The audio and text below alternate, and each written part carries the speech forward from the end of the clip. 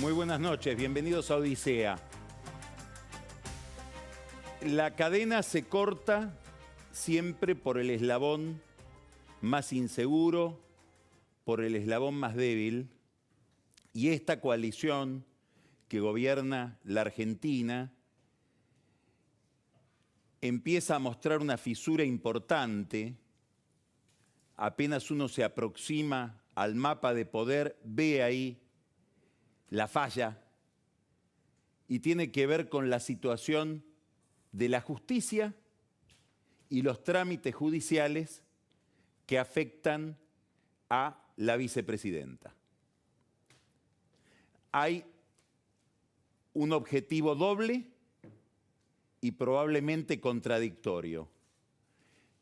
Alberto Fernández, que pretende dar vuelta a la página de una gran crisis institucional que viene de años en la Argentina y que tiene que ver sobre todo con la calidad del Poder Judicial, del Ministerio Público, de las Fiscalías, de la vinculación entre todo ese universo y los servicios de inteligencia, y la vicepresidenta, que se considera víctima de una persecución judicial y le pide al gobierno actuar para que se limpie el terreno judicial que le afecta a ella y que le afecta, sobre todo, que afecta a su familia, a sus hijos.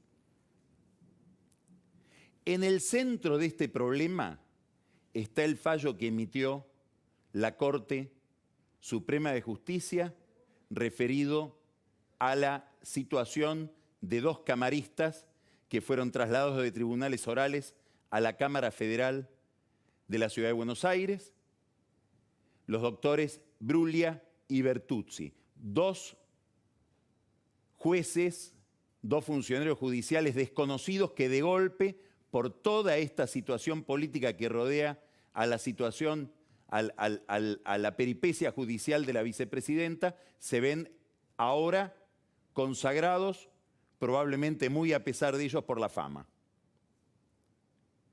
¿Por qué el fallo de la Corte afecta tanto a Cristina Kirchner? ¿Por qué hay tanto enojo en el kirchnerismo respecto de ese pronunciamiento? Ahí tenemos que ponernos a mirar cuál es la visión de sus dramas judiciales desde el punto de vista de la expresidenta.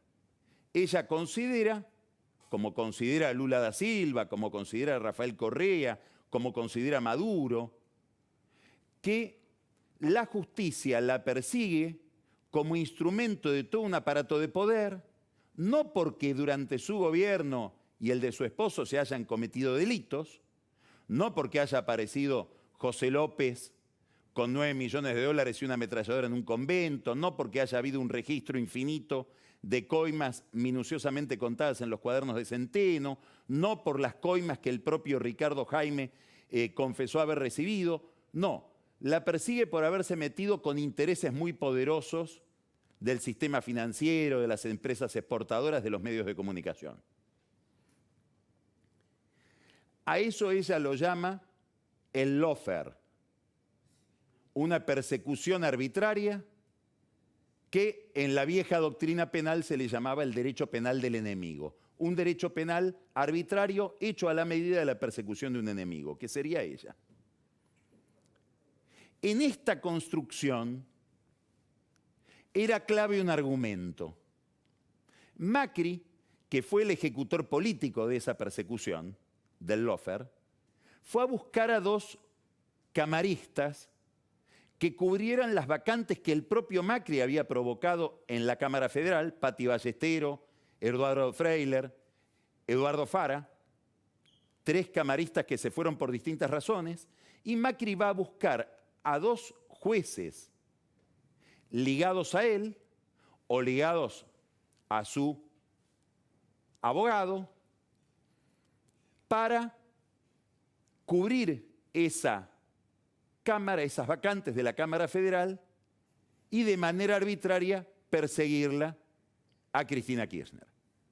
Por eso a Cristina Kirchner le interesaba fundamentalmente, y eso es lo que empiezan a ejecutar sus representantes en el Consejo de la Magistratura, demostrar que Bruglia y Bertuzzi habían sido puestos por Macri de manera arbitraria, evitando el acuerdo del Senado que jamás hubieran obtenido si hubieran ido por la vía que correspondía. ¿Qué dice el fallo de la Corte? No. Bruglia y Bertuzzi fueron puestos correctamente en sus posiciones de camaristas por Macri. El procedimiento que se siguió es el correcto. Solo que ese traslado, es decir, la situación de ellos como camaristas, es transitoria. Pero no solamente es el caso de ellos, dice la Corte. Vamos a revisar todos los traslados y todos los traslados que se hayan producido desde siempre son transitorios y deben de nuevo pasar por el Consejo de la Magistratura y por el Senado. Esto es una bomba sobre todo el Poder Judicial porque genera un caos, no solo administrativo, sino que además produce una sensación de inestabilidad en muchísimos jueces que ni sabemos cuántos son. Nadie puede determinar todavía cuál es el número de jueces que ha quedado en situación transitoria. Pero lo que me interesa destacar no es el aspecto jurídico del fallo, sino el aspecto político. Cristina Kirchner ahora se ve privada de un argumento principal. Ella podría haber ido al tribunal oral, a la propia Corte, a decir: a mí me juzgaron arbitrariamente porque la Corte dijo que Macri había puesto a esos dos jueces, Bruglia y Bertuzzi, de manera incorrecta, y la Corte la ha privado de ese argumento, que era central para después cuestionar los pronunciamientos de esos camaristas, entre ellos el procesamiento en la causa Cuadernos. Esto es lo que tiene tan irritado el núcleo íntimo de Cristina Kirchner. Y esto es lo que hace que desde ese núcleo íntimo aparezca alguien muy experimentado, que entiende de este juego como nadie, como Leopoldo Moró, que sale a decir: la ministra de Justicia, ¿para dónde está mirando? ¿Cómo es que nunca habló del tema Bruglia y Bertuzzi? ¿Tienen el mismo compromiso que nosotros en esta cuestión que hace a la persecución contra Cristina Kirchner? Esto es lo que ha provocado no solamente que desde el entorno de Cristina se critique a la Corte. Hay que recordar que Leopoldo Moró ya había hecho una caracterización muy negativa de los 5 jueces de la Corte, previendo que no iban a venir buenas noticias, sino que alguien tan calificado y tan gravitante en el mundo kirchnerista como Horacio Verbitsky, desde su página El cohete a la luna, haya escrito una nota también que bordea lo insultante respecto de estos jueces, donde adelanta que la Comisión Veraldi va a proponer la ampliación de la Corte. Y el propio Verbitsky sugiere que ya que se va a ampliar, se incorporen 4 mujeres para que haya 5 varones y 5 mujeres. Perdón, 4 varones y 5 mujeres.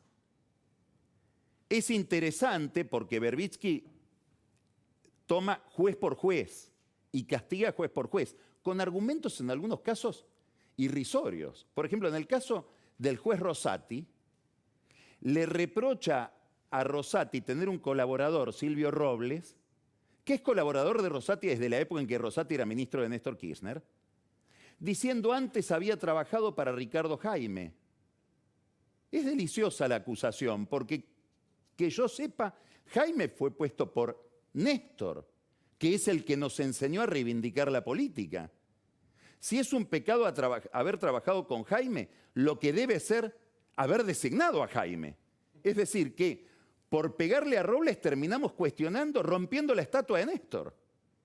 Como dice Borges, con esa lógica peculiar que da el odio.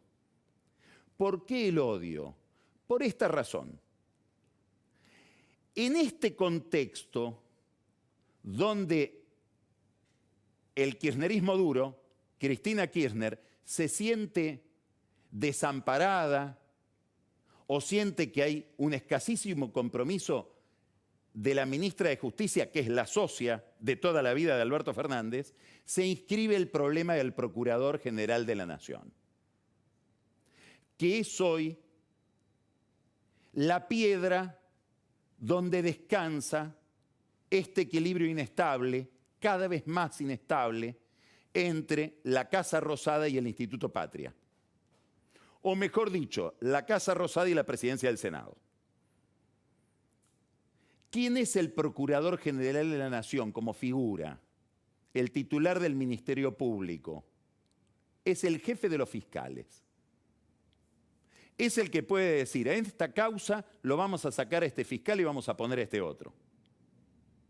Es el que le puede decir al fiscal, acá acusá, acá dejá de acusar. Por ejemplo, a los fiscales que van a acusar o dejar de acusar a Cristina Kirchner en los juicios orales y a todos los funcionarios que están involucrados en causas de corrupción. Es el que conduce a los fiscales y los fiscales van a ser, a partir de la última reforma del Código Procesal Penal, la figura central en los juicios. El juicio lo va a llevar adelante, la instrucción la va a llevar adelante el fiscal, a diferencia de lo que sucede ahora, que el juez es un monarca de la causa. Y es el que dice ante la Corte, esto merece una acusación, esto no merece una acusación. Este señor para la Fiscalía es culpable, este señor para la Fiscalía es inocente. Entre otras personas, por ahí tiene que pasar Cristina Kirchner con sus causas. Quiere decir que la designación del Procurador General de la Nación es importantísima, pero mucho más importante es ahora para ella cuando descubre que la Corte no responde a lo que ella esperaba. Reproche que Moró le hace a Losardo, pero que ella en realidad le tendría que hacer a Guado de Pedro porque el operador real del oficialismo delante de la Corte es el ministro del Interior. Ese operador que Fernández nos decía que no quería tener es el ministro del Interior. Guado de Pedro, hermano de quien inició todo el proceso contra Bertucci y Bruglia en el Consejo de la Magistratura, Jerónimo Starros. Cristina está viendo los comportamientos de la Corte. La semana pasada fue debido pidiendo que se revise una pericia en el caso de la compra de trenes chatarra, que es una causa donde él se lo está juzgando, del mismo modo que Cristina pide que en la causa por la obra pública de Santa Cruz se revise una pericia, y la Corte le dijo, no, cuando llegue acá el tema, mientras tanto que te juzgue el tribunal oral. ¿Qué sabe debido? ¿Qué sabe Cristina? Y que una vez que el tribunal oral te condenó, dar vuelta a eso es muy difícil. Está la prensa, están los testigos en público, no es un expediente, es casi una dramatización. Por eso es necesario que la Corte corrija determinadas cosas antes. La Corte no quiere. Todo esto hace que para Cristina Kirchner la figura del procurador se vuelva estratégica, mucho más importante que antes. Y para todos los que están involucrados en causas de corrupción, no solamente la vicepresidenta. Ahora, Alberto Fernández tiene una expectativa, tiene un proyecto. Él postuló al juez federal Daniel Rafecas como Procurador General de la Nación. Necesita 2/3 del Senado para aprobarlo. Y Alberto Fernández quiere aprobarlo con los 2/3. ¿Por qué? Porque quiere, en la designación del procurador, que ejerce esas funciones de las que hablamos, tener un gran triunfo político. Sería un éxito llamativo que en el clima de polarización de la Argentina actual, en temas que tienen nada menos que ver con las acusaciones de corrupción, el presidente logre un acuerdo con la oposición para decir quién es el que acusa, sería una noticia de primera magnitud. Por eso está negociando Alberto Fernández con la oposición los 2/3 para Rafecas y el nuevo estatus institucional que va a tener el procurador. Cuánto tiempo va a durar, si va a dejar de ser vitalicio, etcétera.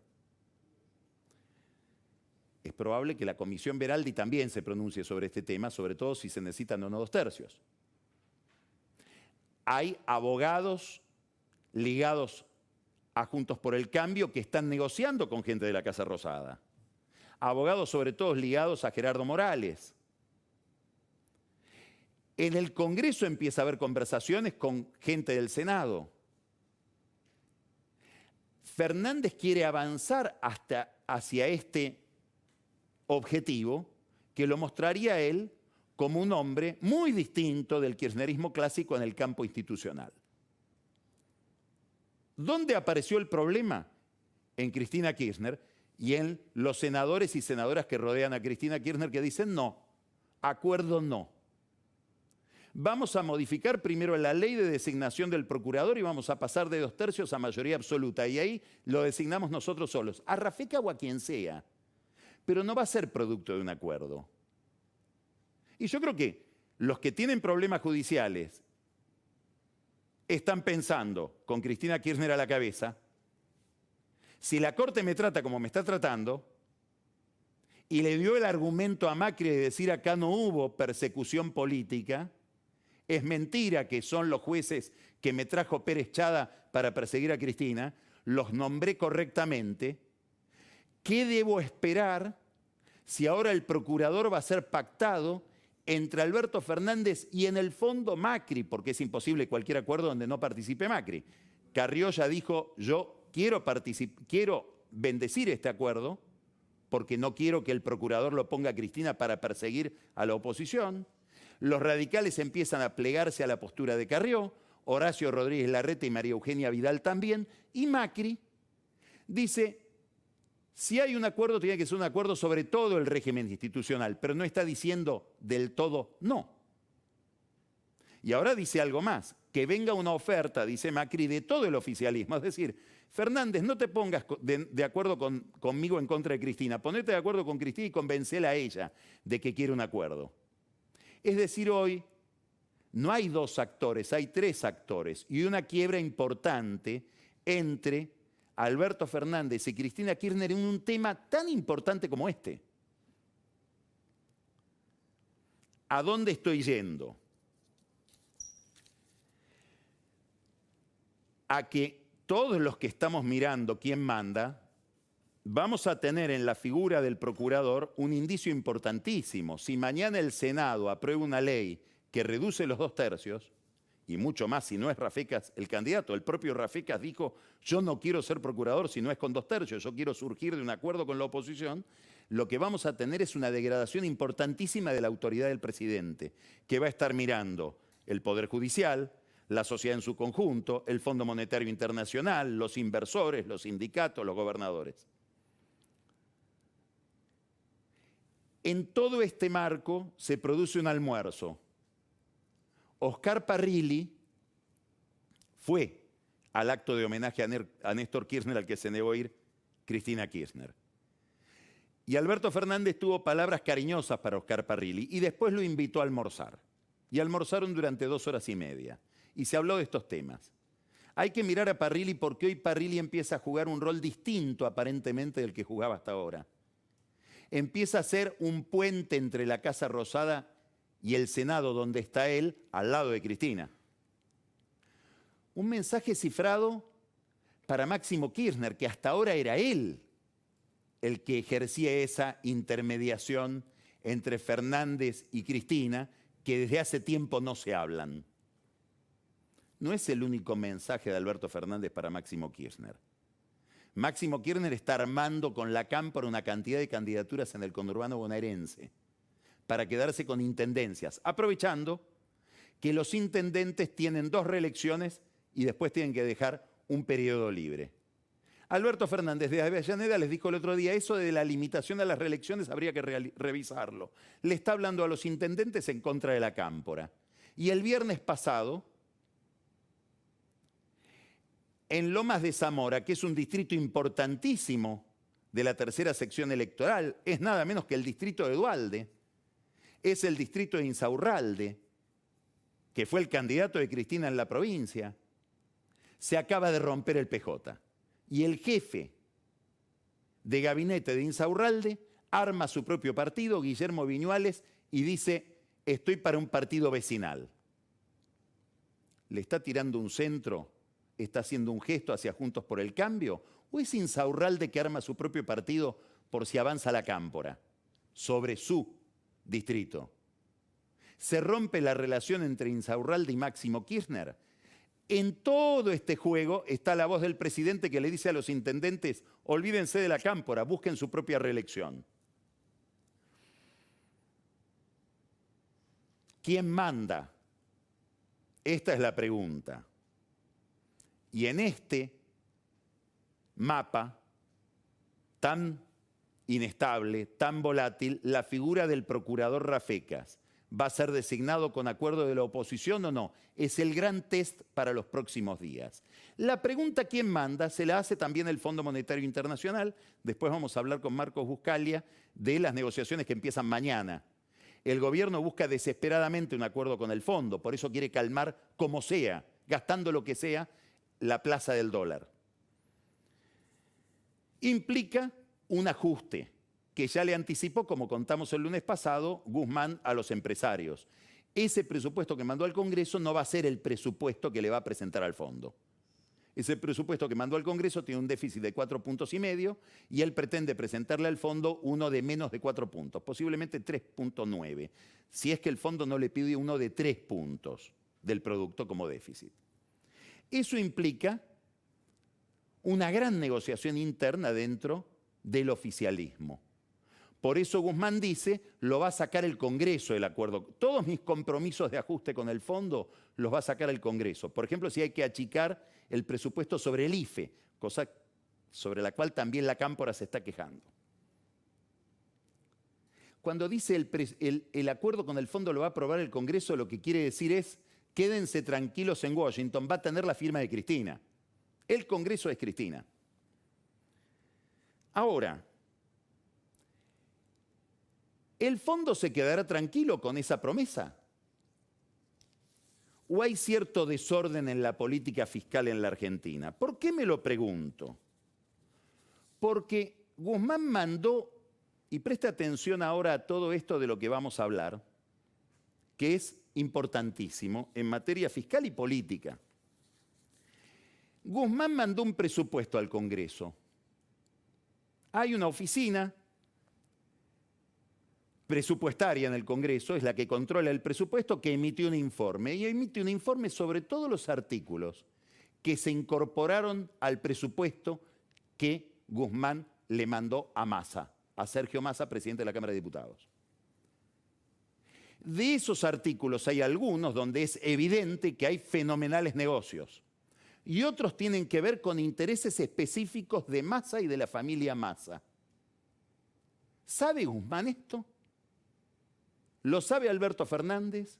La pregunta más importante, ¿lo sabe Cristina Kirchner, que esta semana tiene que tratar ese presupuesto? Vamos a hacer un recorrido breve por estos temas. Artículo 95, nuevo, no está en el presupuesto de Guzmán, lo puso Massa, que es el responsable del nuevo presupuesto.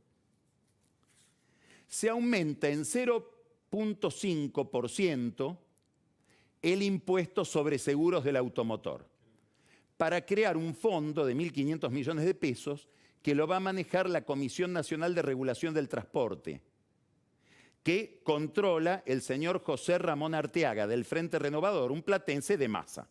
Massa armó un fondo con un impuesto que va a pagar usted si paga el impuesto del auto.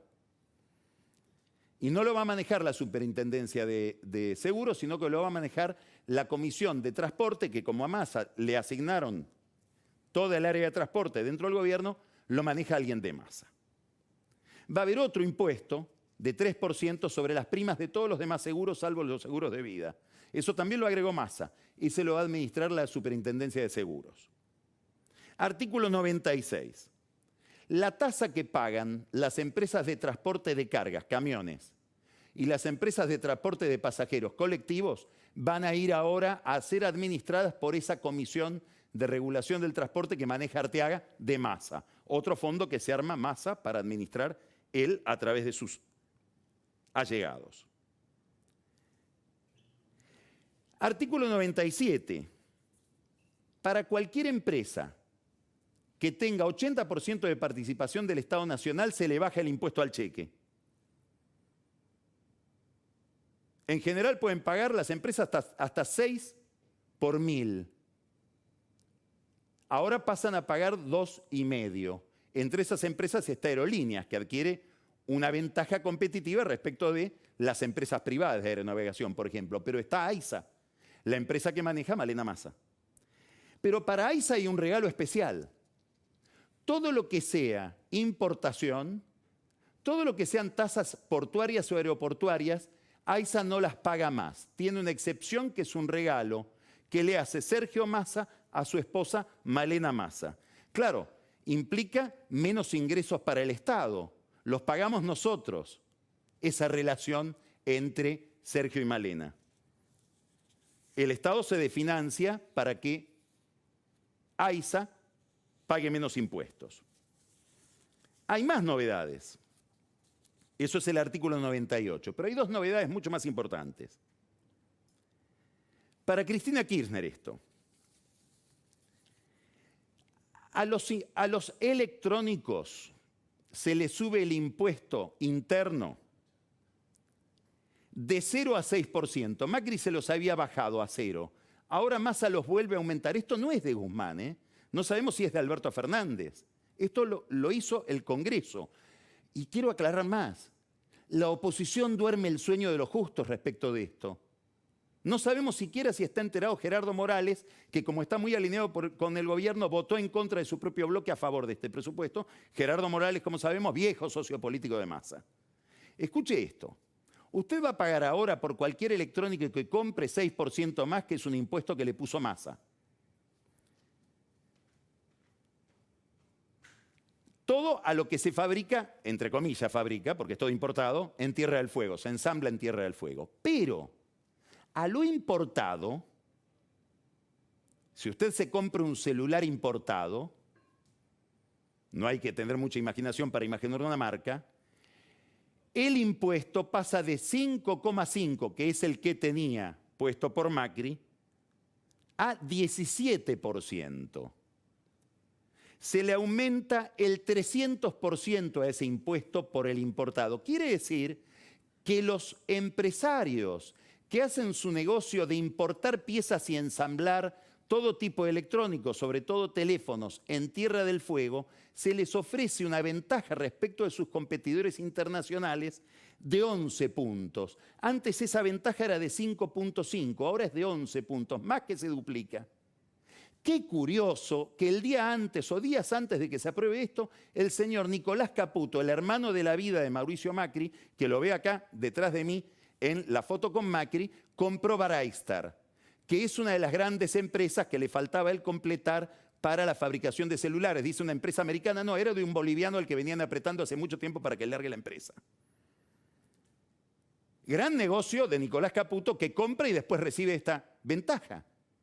Va a ser delicioso ver a Cristina Kirchner aprobarle un negocio a Caputo de esta naturaleza en el Senado. El otro es Cherniakhovsky, que es el otro gran ensamblador, importador de Tierra del Fuego, que fue el principal recolector, recaudador de la campaña de Daniel Scioli, cuando Scioli enfrentó a Macri. Caputo recaudaba para Macri, Cherniakhovsky recaudaba para Scioli, que visitó al poco tiempo de haber inaugurado la presidencia Alberto Fernández, Cherniakhovsky lo visitó. Fenomenal negocio entonces que le armó Massa a la, comillas, industria de electrónicos de Tierra del Fuego. Nobleza obliga, es un negocio que había desmontado Macri, a pesar de que su socio es el principal productor hoy de teléfonos celulares en la Argentina, con una enorme protección respecto de cualquier competencia extranjera. Artículo 118. Lo llaman artículo Cristóbal. ¿Por quién será? O artículo Ranucci. Gustavo Ranucci es otro empresario ligado al tema del juego, que parece que tiene un protector político muy importante también. Se establece un impuesto de 5% sobre las apuestas y se agregan no solo las apuestas online, sino todo tipo de apuestas. Pero ahora escuche bien.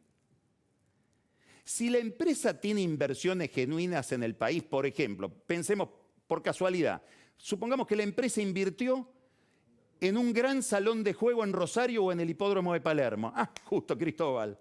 En vez de 5 paga 2,5. Paga la mitad de ese impuesto.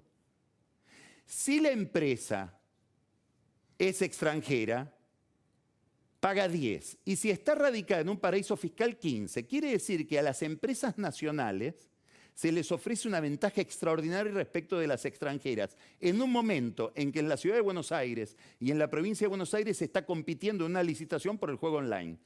La licitación se armó en la Cámara de Diputados.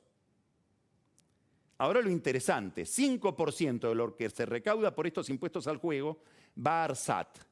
ARSAT es la empresa que tiene que ver con satélites y gran tendido de fibra óptica. La dirige un señor muy prestigioso, Néstor Tonietti, que viene del INVAP. El vicepresidente es un hombre de la Cámpora, Guillermo Ruz, pero parece que el que maneja el juego ahí adentro se llama Facundo Leal. Facundo Leal a José Luis Manzano, parece que sería el apellido completo, amigo de Massa. Ese es el que va a armar la caja del 5% de este impuesto nuevo que se acaba de aprobar en el presupuesto de la Cámara de Diputados. ¿Sabrá Cristina todo esto? Vamos a ver qué pasa en el Senado. Parece haber ahora algo nuevo en la Argentina, el costo Massa, que lo pagamos entre todos, con artículos que él agrega en el presupuesto. ¿Sabrá Máximo Kirchner, que es su socio en el Congreso? No sabemos. Mientras tanto, Massa está armando una especie de gabinete dentro de la Cámara de Diputados. A la Oficina de Control Presupuestario le va a agregar una de salud. Seguramente habrá gente de los laboratorios que va a ir a ofrecer servicios para mejorar la visión que tiene la Cámara de Diputados del tema de salud, como si no hubiera una comisión de salud. Y una oficina de ciencia y tecnología. De a poco va a ir armando Massa su gabinete en la Cámara de Diputados como si hubiera una especie de gobierno parlamentario, de gabinete en las sombras, de gobierno paralelo, con un presupuesto propio. ¿Quién manda? Hasta ahora la pregunta era, ¿manda Cristina o manda Alberto? Ahora hay que agregar, o manda Massa. Vamos a empezar ahora Odisea con una conversación con José Sciaba Serrate. Es un economista cuyo foco permanente está en la economía internacional. Con él vamos a hablar de las elecciones en Estados Unidos, de qué le cambia al mundo en materia económica y a la Argentina en particular el triunfo de Biden. Ya empezamos.